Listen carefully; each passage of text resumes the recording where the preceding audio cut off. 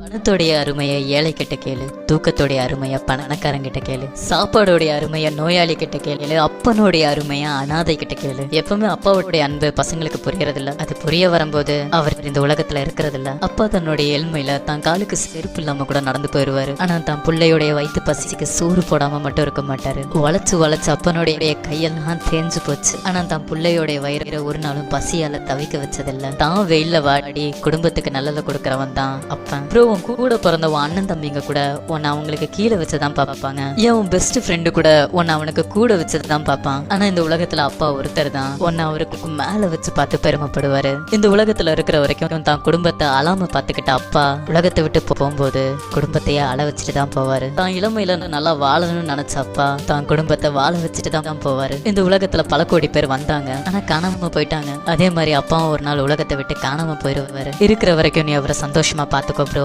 அப்புறம் நீ கூப்பிட்டாலும் அவர் வரமாட்டார்.